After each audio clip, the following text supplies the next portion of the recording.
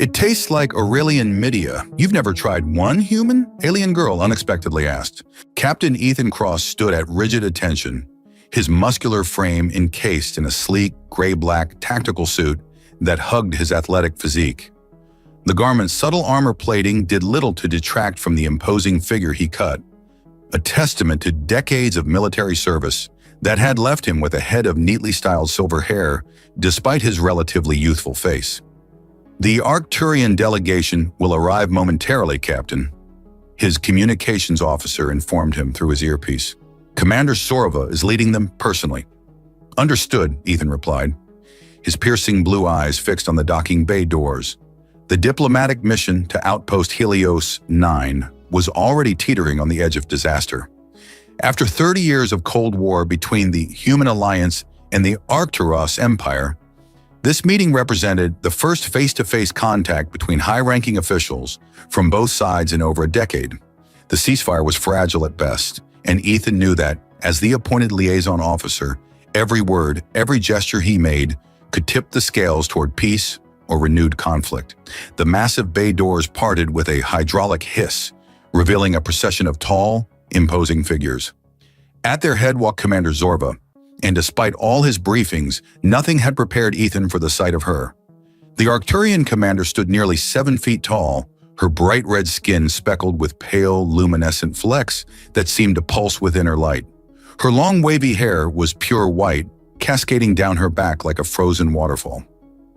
Her olive-brown uniform, a form-fitting top with a neckline that plunged perhaps lower than military protocol would suggest, paired with short tactical shorts and long sleeves that left her shoulders bare, seemed designed to accentuate rather than conceal her alien physique.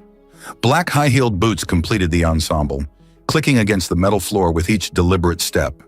"Captain Cross," she said, her voice deep and melodious as she extended a 4-fingered hand. "I trust the Human Alliance has prepared adequately for these negotiations." Ethan clasped her hand firmly, noting the surprising warmth of her skin.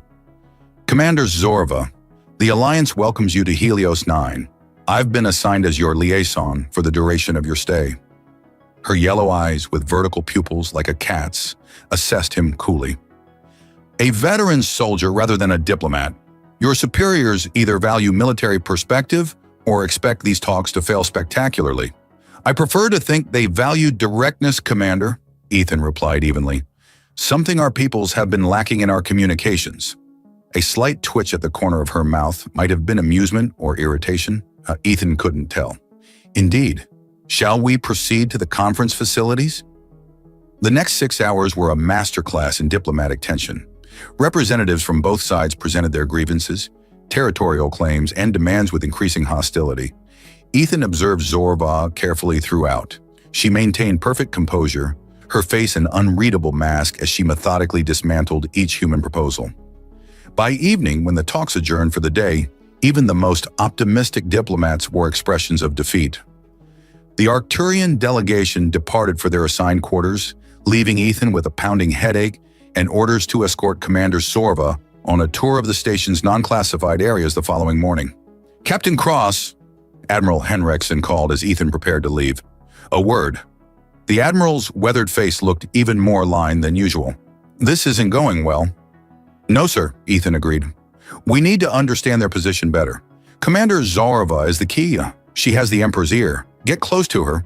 Learn what you can about their true intentions." Ethan frowned. "Sir, with respect, I'm not intelligence." "You're what we've got, Captain," Henriksen cut him off.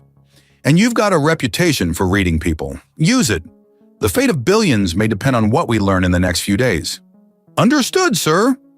The following morning, Ethan met Commander Zorva at her quarters precisely at 0800 hours. She emerged wearing the same style of uniform, though this one was a deeper shade of brown that contrasted starkly with her crimson skin. "Captain," she acknowledged with a curt nod. "Commander, I thought we'd begin with the hydroponics section. It's quite impressive." "Lead on." They walked in professional silence through the station's corridors, Ethan occasionally pointing out features of interest while Zorva responded with polite but minimal engagement. Other station personnel gave them a wide berth, eyeing the Arcturian commander with poorly concealed suspicion or outright hostility. The tour proceeded without incident until they reached a remote section of the station's outer ring, a rarely used cargo transfer area that had been included in the tour simply to fill time. This sector houses our secondary supply processing, Ethan explained, gesturing to the rows of metal containers stacked against the walls. Not particularly exciting, but... "We can dispense with the charade now, Captain," Zorva interrupted, her voice suddenly losing its formal edge. "There are no surveillance devices in this section. I checked." Ethan tensed, his hand instinctively moving toward the sidearm he wasn't carrying. Meaning, to his astonishment, Zorva hopped up to sit casually on one of the metal containers, crossing her long legs and leaning back on her hands. The transformation was startling. Gone was the rigid, intimidating commander, replaced by someone who appeared almost playful. "Meaning we can speak freely for a few minutes without our respective governments analyzing every word and gesture?" She tilted her head, studying him with newfound interest. "Unless you prefer the diplomatic posturing." Ethan remained standing, unsure how to respond to this abrupt shift. "I prefer honesty, Commander." "Zorva," she corrected. "When we're alone, at least." A mischievous spark lit her yellow eyes as she leaned forward slightly. "You know, human male. My intimate parts taste like Aurelian Midia. I'm sure you've never had anything like them." Ethan froze, his face a mask of shock as the words registered. Of all the possible directions this conversation might have taken, this was unexpected. He stammered, completely thrown off balance. "I don't believe I've ever tried Aurelian Midia. No." A smile spread across Zorva's face, revealing teeth that were just slightly sharper than human standard. "Most humans haven't. It's considered a delicacy in the Empire, sweet with a hint of spice that lingers on the tongue." She slid off the container, landing with surprising grace despite her heels. "You seem uncomfortable, Captain. Have I violated some human taboo?" Ethan cleared his throat, struggling to regain his composure. Not a taboo exactly, just unexpected in a diplomatic context. "Ah," she nodded, moving closer. "You humans separate your professional and personal interactions so rigidly. We Arcturians find that inefficient. Is this a cultural exchange now?" Ethan asked, finding his footing again. "Of sorts," she replied, stopping just inside his personal space. "I find direct experience is the most effective form of cultural understanding. Don't you agree?" Before Ethan could formulate a response, his communicator chimed. "Captain Cross, your presence is requested in Conference Room Alpha. The human delegation is preparing for the afternoon session." Zorva stepped back, her formal demeanor sliding back into place like a mask. "Duty calls, Captain. Perhaps we can continue our cultural exchange another time." As they walked back toward the central hub of the station, Ethan's mind raced. What was her angle? A test? A distraction? Genuine interest? Or something more sinister? A ploy to compromise him?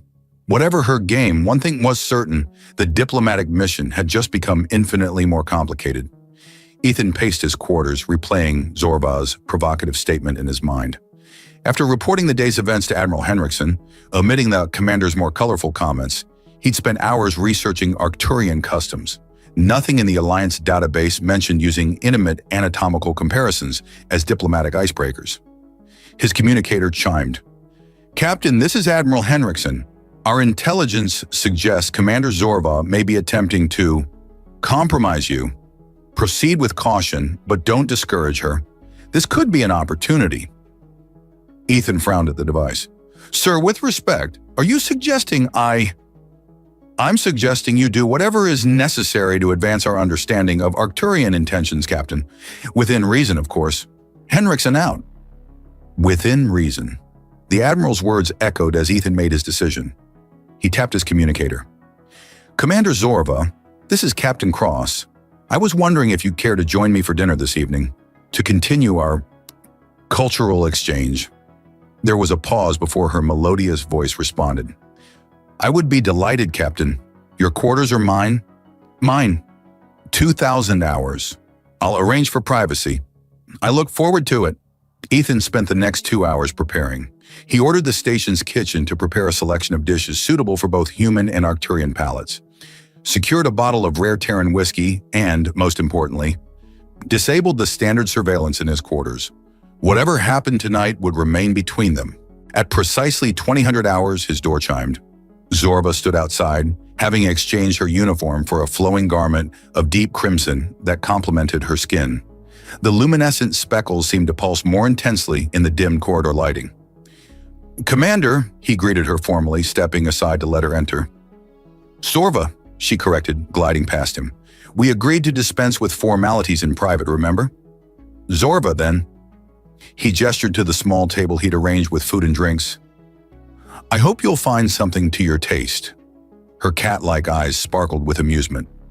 "I'm sure I will." They sat across from each other, the tension between them palpable. Ethan poured 2 glasses of whiskey, sliding one toward her. "A human tradition," he explained. "We often share drinks to ease social interactions." She accepted the glass, sniffing it curiously before taking a small sip. Her eyes widened slightly. "Interesting, burns yet leaves a pleasant warmth." "Much like diplomacy," Ethan offered with a slight smile. "Indeed." She set down her glass. "You've disabled the surveillance in your quarters." It wasn't a question. Ethan nodded.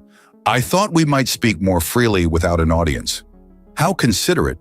She leaned forward, her garment shifting to reveal more of her crimson skin. "Tell me, Ethan, what do you really want to know about me?" "Director." Refreshingly so. He decided to match her approach.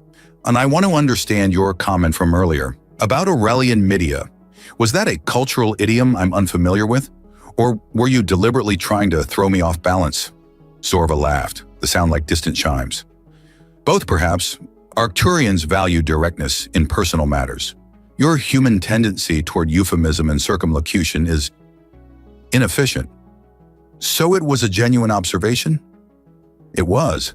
She took another sip of whiskey. "Among my people, expressing physical interest is not considered inappropriate, even in professional contexts. It simply is."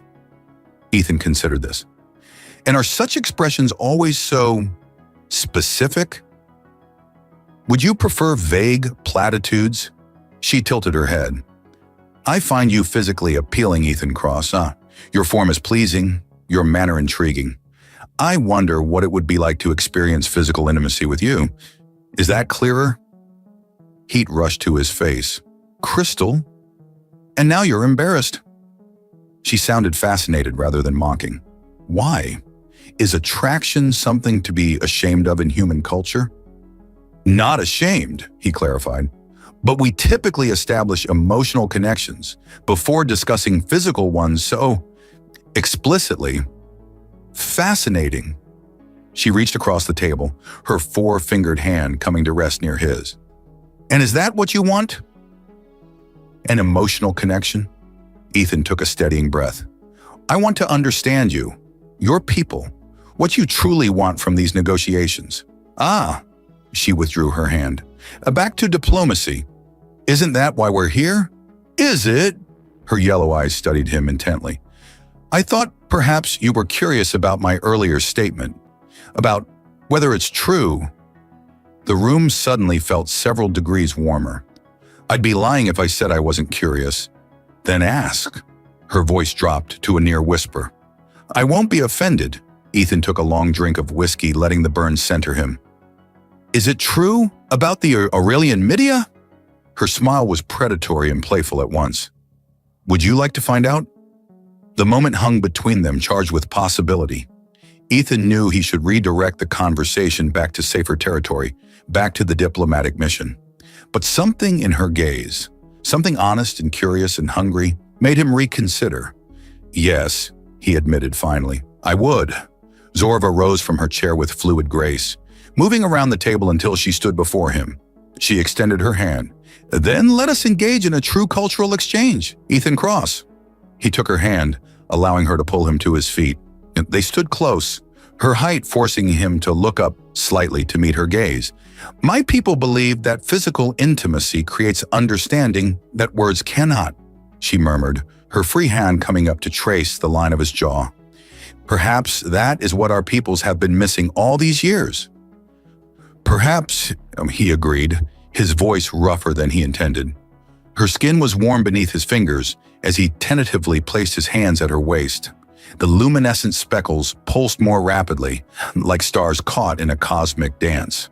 "Your heart rate has increased," she observed, her head tilting closer to his. "Are you afraid?" "Cautious," he corrected. "This is uncharted territory, the best kind." Her lips, surprisingly soft, brushed against his. "Let me be your guide."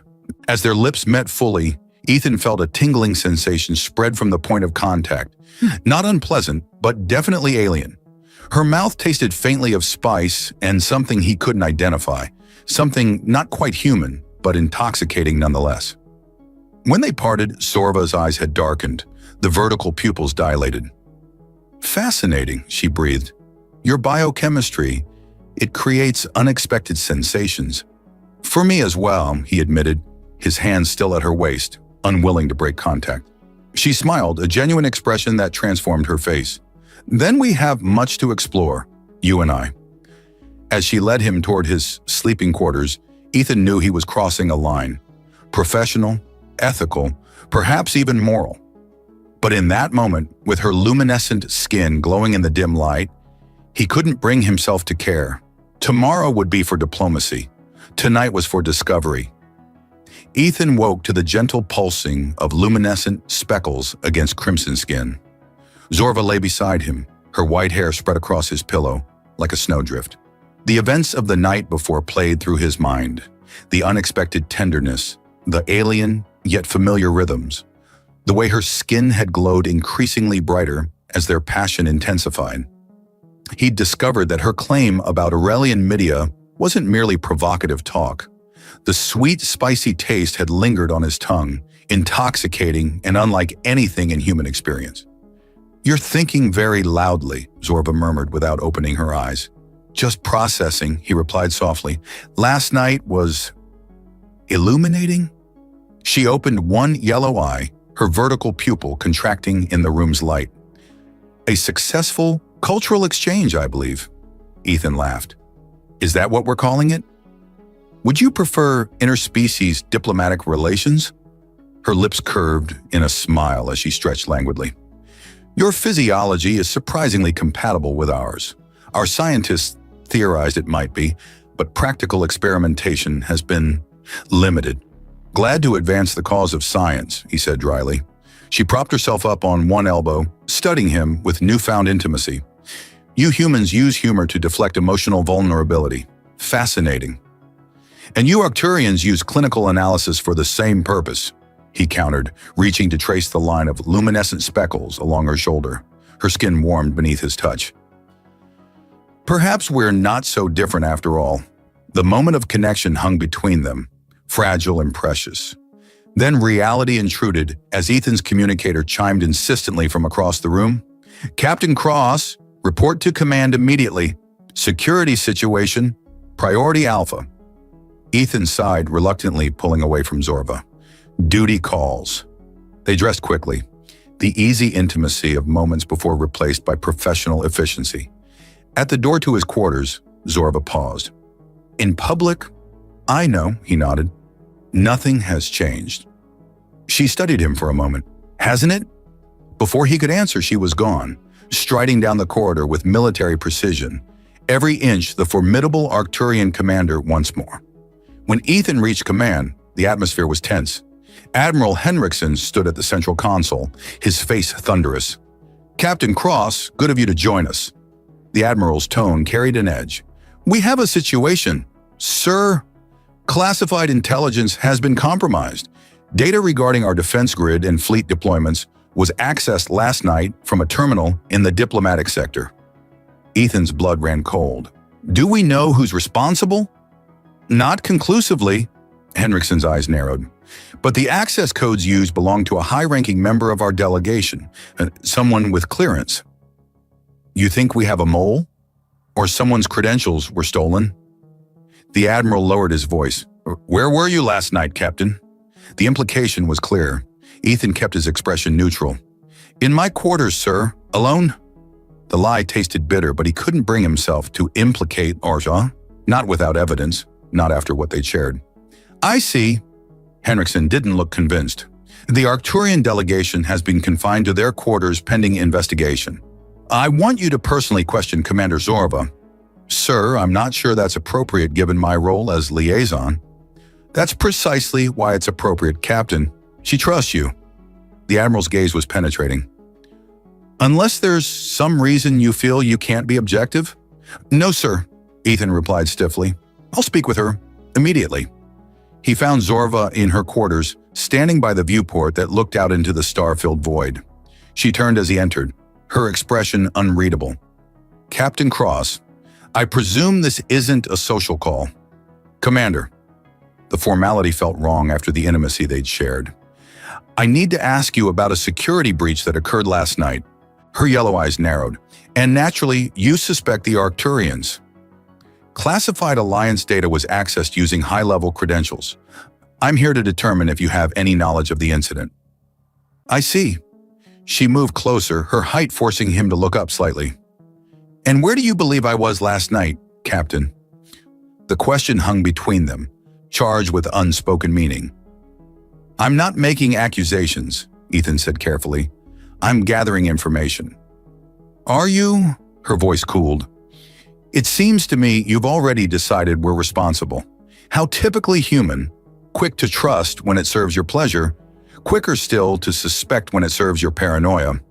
The barb stung. That's not fair, isn't it? She turned away.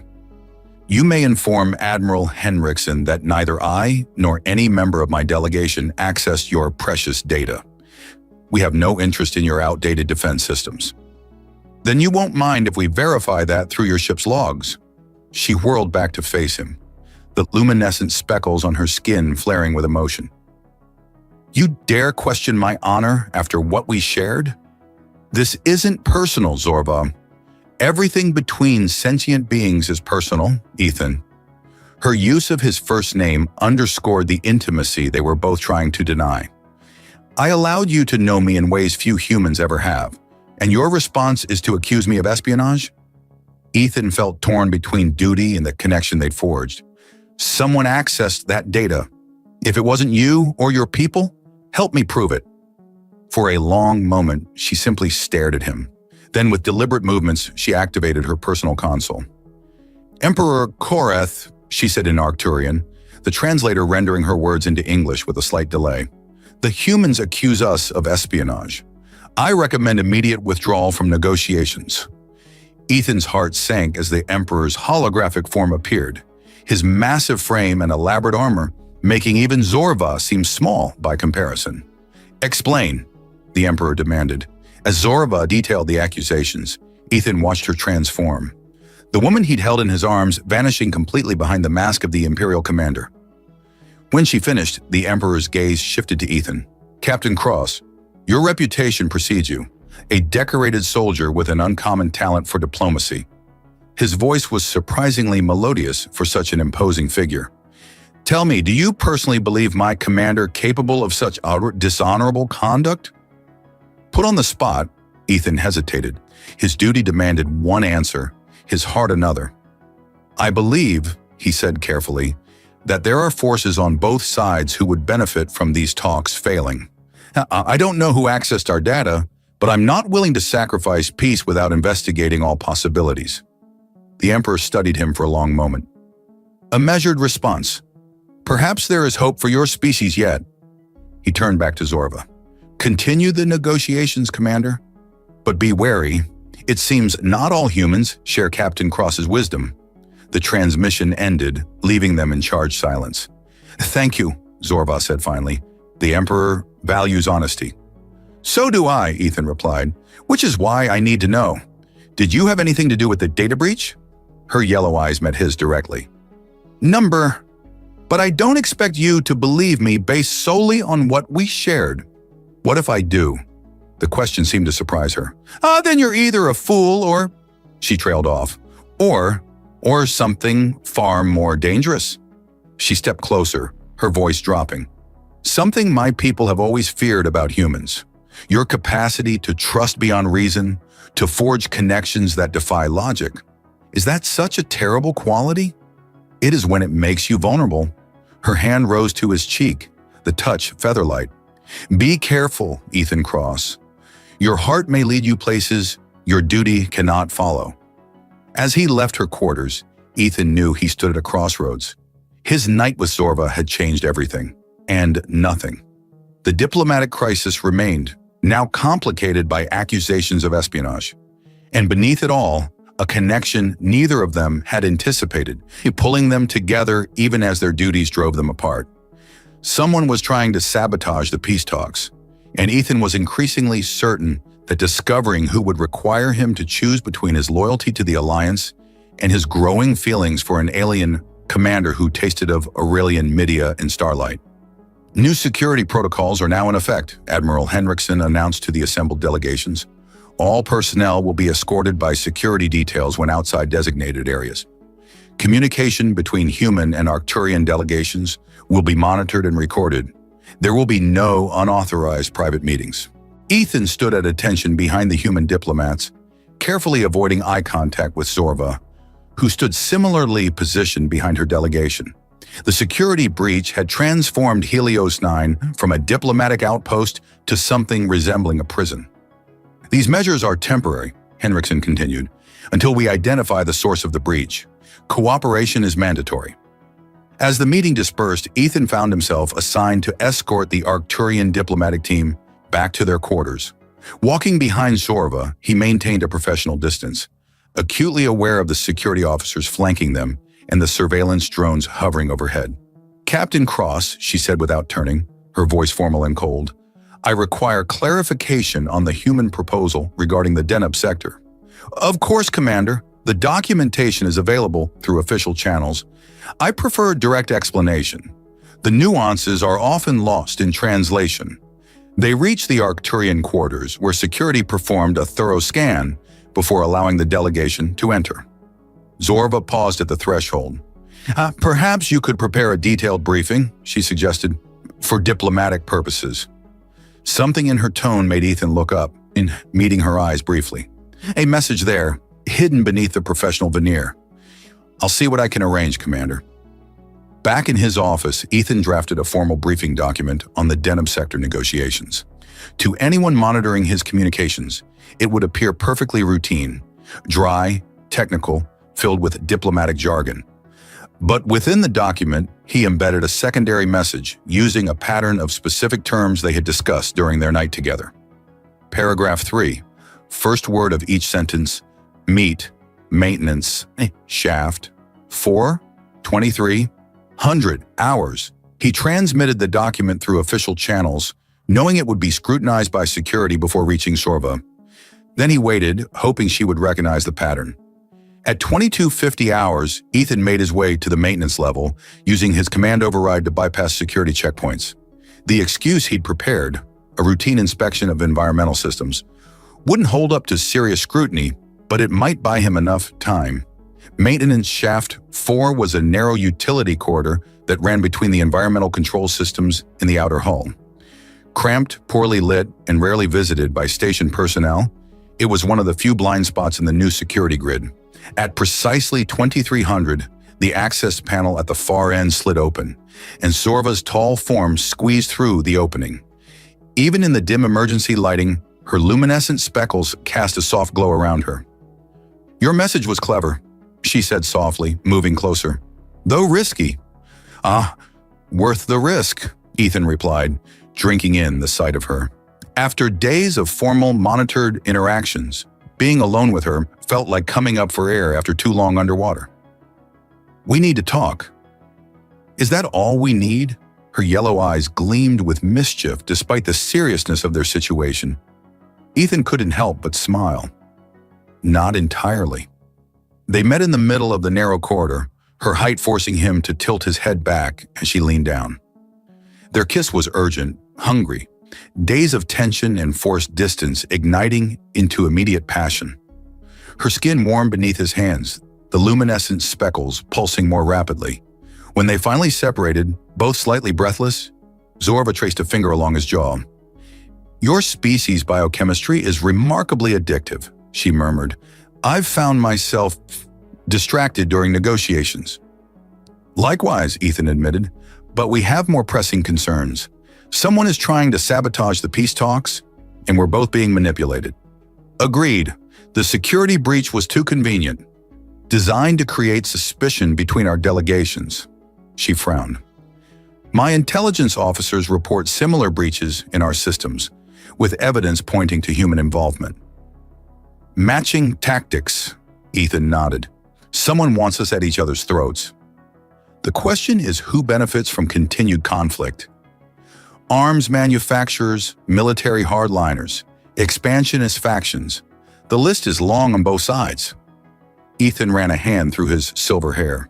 We need evidence, but with the new security protocols, we'll have to be creative. Zorva's lips curved in a smile that sent heat coursing through him. Fortunately, creativity is something our species share. She produced a small device from her uniform pocket. This will temporarily loop the security feed in this section, giving us approximately 40 minutes before the system detects the anomaly. Ethan raised an eyebrow. You came prepared.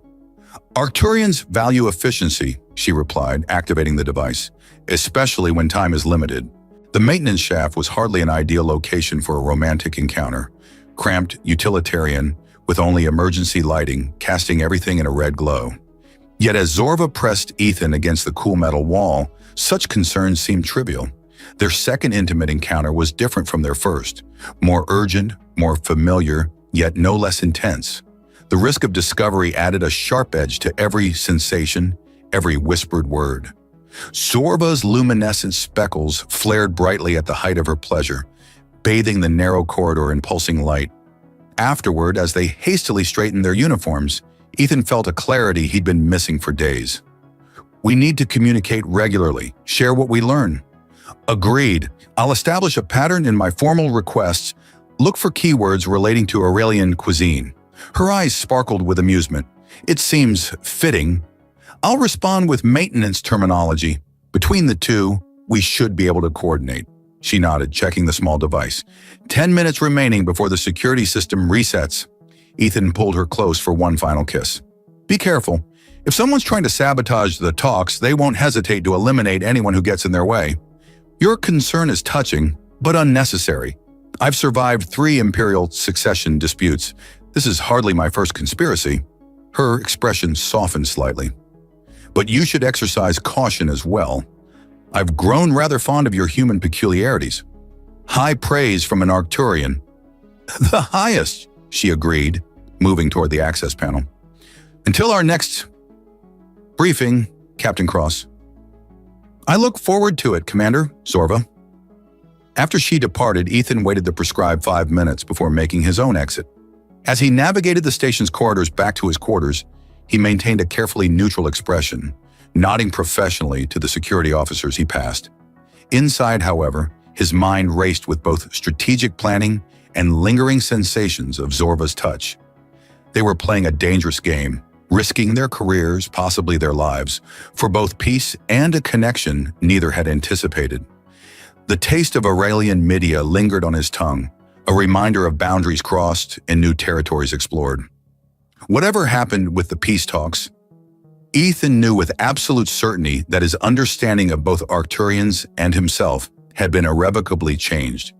Now they just had to survive long enough to uncover the truth, and perhaps discover what might exist between a human captain and an Arcturian commander when war wasn't looming on the horizon. 2 weeks of clandestine meetings and coded messages had established a rhythm to their secret relationship. Ethan and Zorva had become experts at finding the station's blind spots, maintenance shafts, rarely used storage compartments, even a decommissioned shuttle bay that security rarely patrolled. Each encounter was a delicate balance of sharing intelligence about the sabotage investigation and surrendering to their growing attraction. Their latest rendezvous point was an observation deck closed for repairs, offering both privacy and a spectacular view of the nearby nebula. Ethan arrived first, disabling the maintenance alert on the door before settling in to wait. When Zorva entered, Ethan immediately sensed something was different. Her normally confident stride seemed hesitant, and the luminescent speckles on her crimson skin pulsed in an irregular pattern he hadn't seen before. "Are you all right?" he asked, moving to meet her. "I'm uncertain," she replied, an admission that seemed to cost her considerable effort. Arcturians, he learned, valued certainty above most things. What's wrong? She paced the small observation deck, her tall form silhouetted against the swirling colors of the nebula. I've been experiencing unusual physiological symptoms. At first, I attributed them to the stress of our situation, but my medical scanner suggests otherwise. A knot of concern formed in Ethan's stomach. Are you ill? Not precisely. She turned to face him, her yellow eyes meeting his with uncharacteristic vulnerability.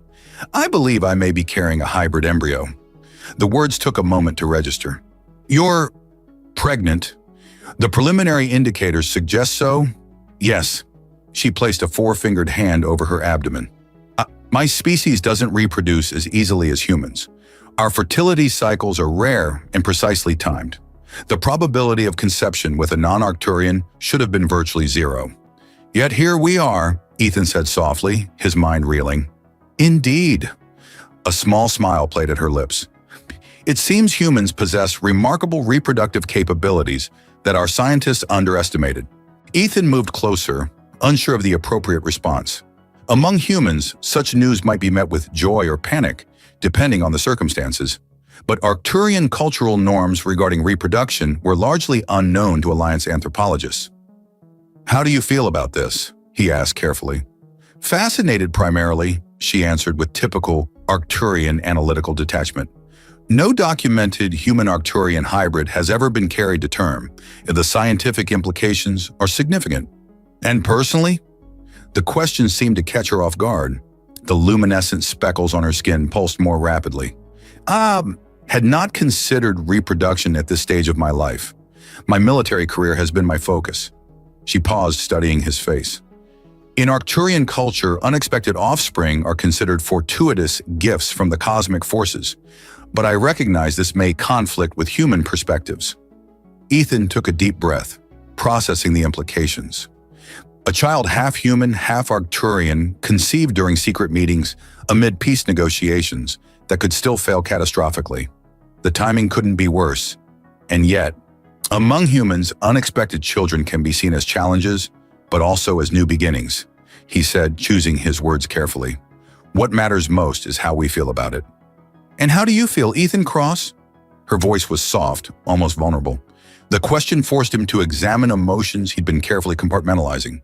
What had begun as physical attraction in diplomatic maneuvering had evolved into something deeper, something he hadn't dared name, even to himself. Terrified, he admitted honestly, but also strangely hopeful. The tension in her posture eased slightly. A remarkably Arcturian response. We believe true growth emerges only from the convergence of fear and hope. Then perhaps our species aren't so different after all. He reached for her hand, entwining his 5 fingers with her 4. Whatever happens, we'll face it together. Her skin warmed beneath his touch, the luminescent speckles brightening. Such certainty from a species known for its doubt. Fascinating. Humans are full of contradictions, he smiled. It's part of our charm. Indeed. She leaned down, pressing her forehead against his in an Arcturian gesture of intimacy he'd come to cherish. Though this development complicates our already precarious situation. How so? In Arcturian culture, the creation of new life forms an unbreakable bond between the contributors. By our laws, we are now permanently mated. Her eyes held a hint of amusement. I'm not certain Admiral Henriksen would approve of such a diplomatic entanglement. Probably not, Ethan agreed wryly, though it does give us additional motivation to ensure these peace talks succeed. True, our child deserves to know both worlds. Her hand moved to her abdomen again, a protective gesture that seemed instinctive rather than calculated. The embryo is still in early development. It will be some time before physical changes become apparent. How much time? Arcturian gestation typically lasts 14 Earth months. Given the hybrid nature, it's difficult to predict precisely. She frowned slightly. However, I cannot remain on this station indefinitely without arousing suspicion. Eventually, I must return to Arcturus. The thought of separation sent a pang through Ethan's chest. Then we need to solve this sabotage mystery quickly and ensure the peace treaty is signed before that happens. Agreed, she straightened, her commander's demeanor returning. I've uncovered something interesting in the communication logs. There have been encrypted transmissions sent from both human and Arcturian quarters to the same coordinates in the Proxima system. Proxima is neutral territory, Ethan noted, home to several major interstellar corporations. Including Nexus Armaments, Zorva added, the largest weapons manufacturer in 3 sectors, with contracts to both our governments. Who would profit immensely if the Cold War turned hot again? Ethan concluded, the pieces falling into place. We need proof of their involvement. I've traced the encryption signature to a specific terminal in the human delegation's quarters. Her eyes met his, conveying the seriousness of her next words. It's Admiral Henriksen's private console. Ethan felt as if the deck had dropped from beneath his feet. Are you certain? The evidence is compelling, though not conclusive. I need access to verify. That's impossible with current security protocols. Not entirely. She produced a small data chip from her uniform pocket.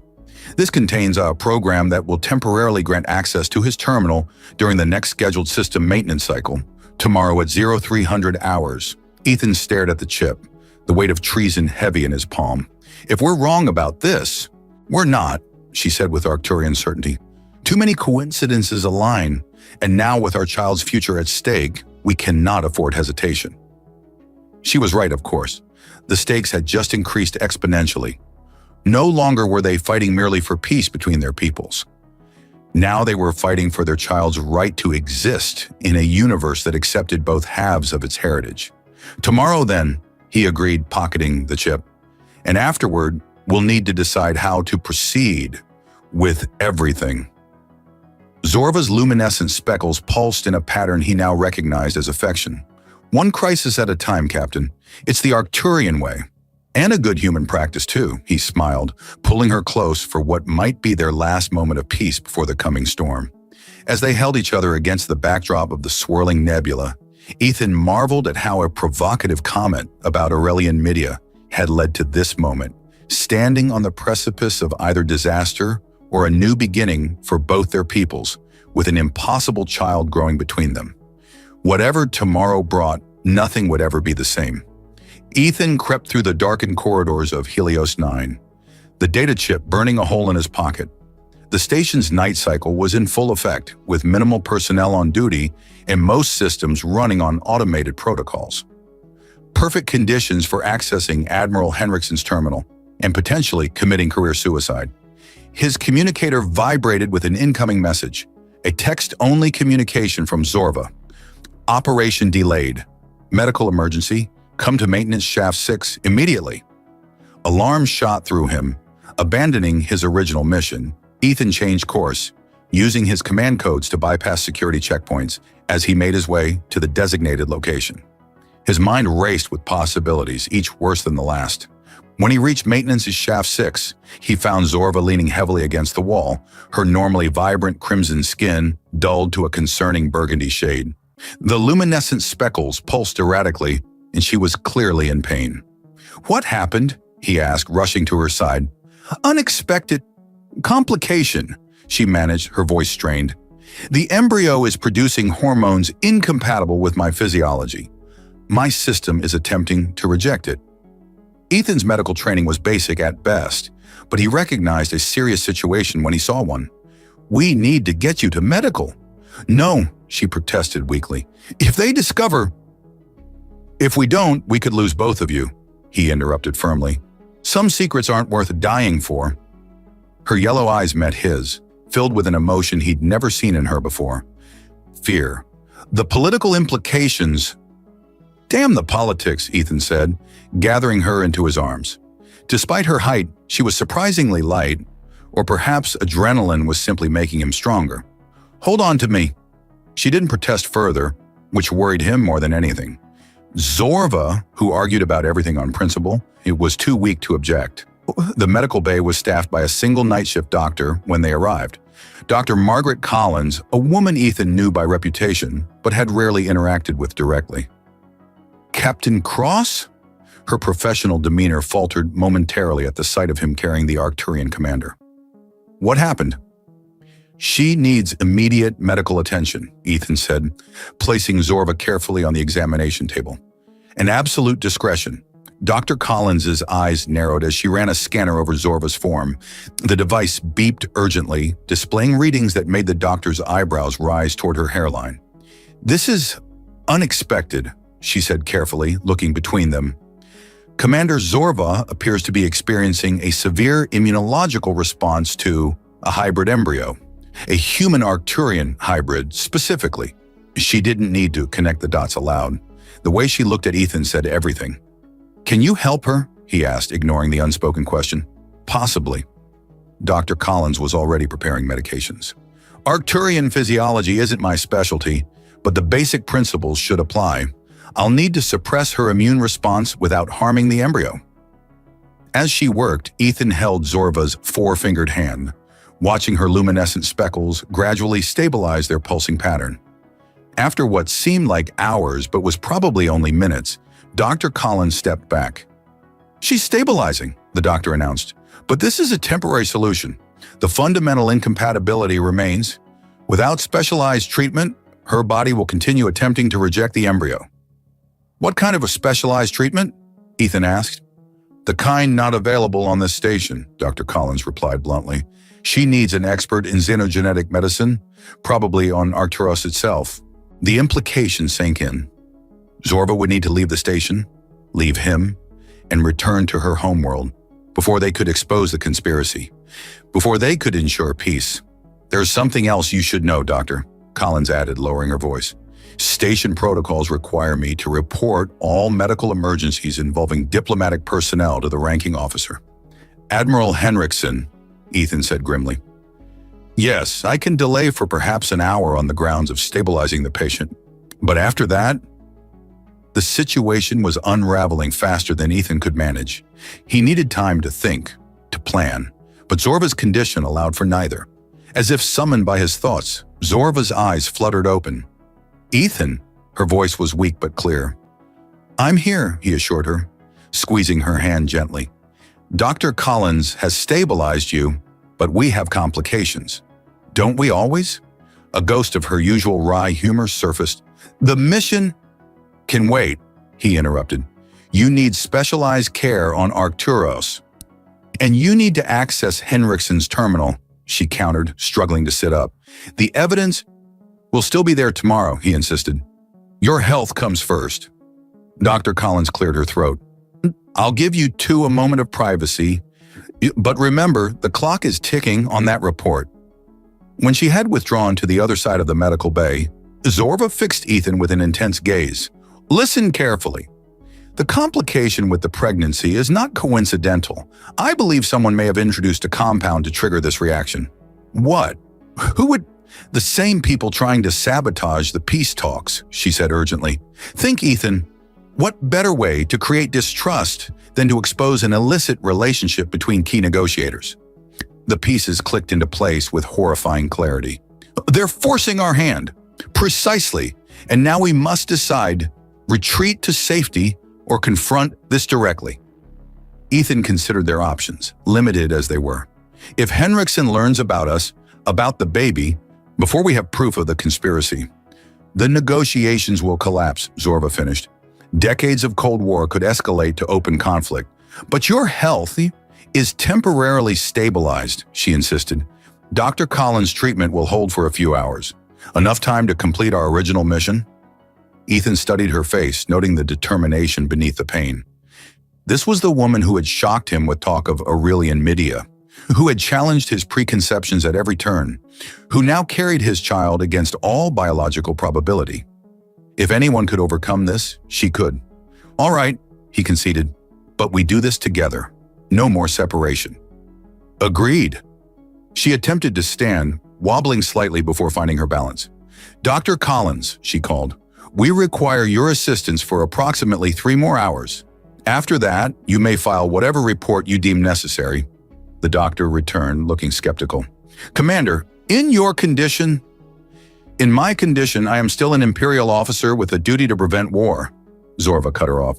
"Will you help us?" Dr. Collins looked between them, her professional ethics clearly at war with the gravity of the situation. Finally, she sighed. 3 hours, and you take these stabilizers with you." She handed Zorva a small medical injector.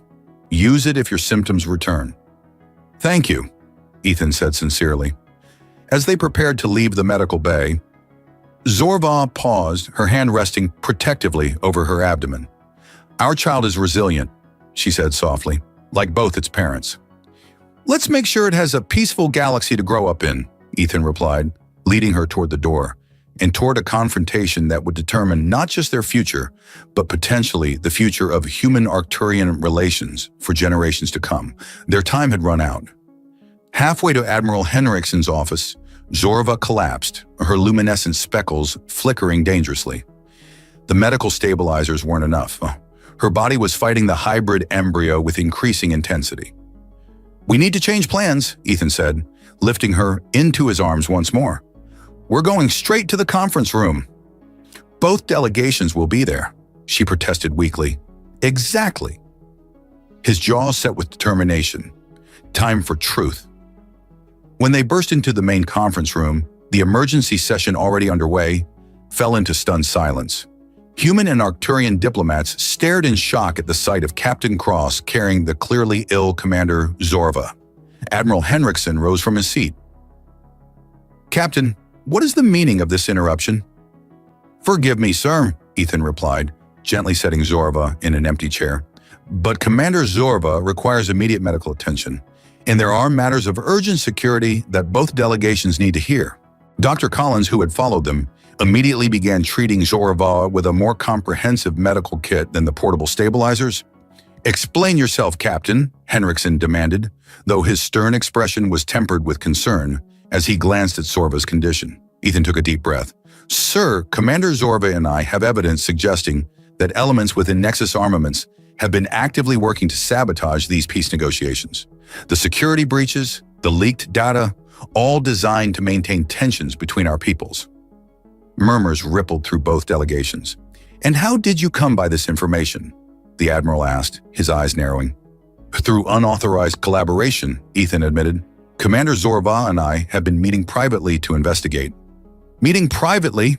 Echoed an Arcturian diplomat, his tone making the euphemism clear. Yes, Zorva spoke up, her voice weak but determined. Captain Cross and I have formed a personal relationship that transcends our diplomatic roles. The room erupted in shocked exclamations from both sides. Henriksen raised a hand for silence.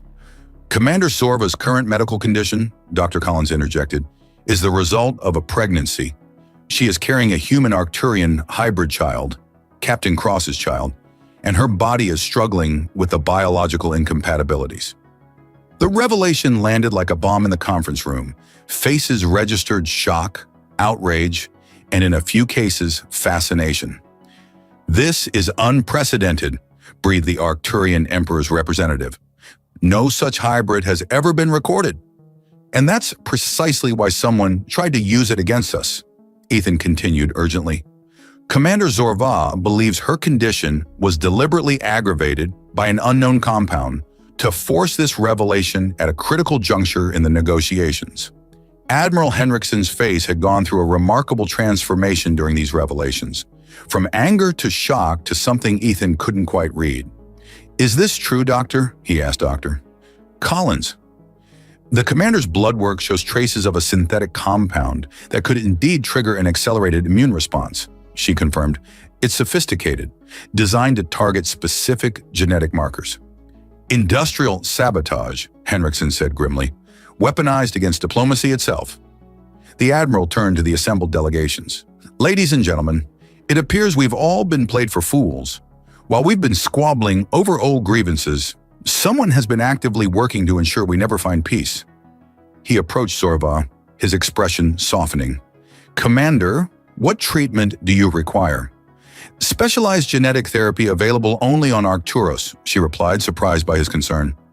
Henriksen nodded decisively. Then we'll arrange immediate transport. He turned to the Arcturian delegation. With your permission, of course. The Emperor's representative, after a moment's consideration, inclined his head.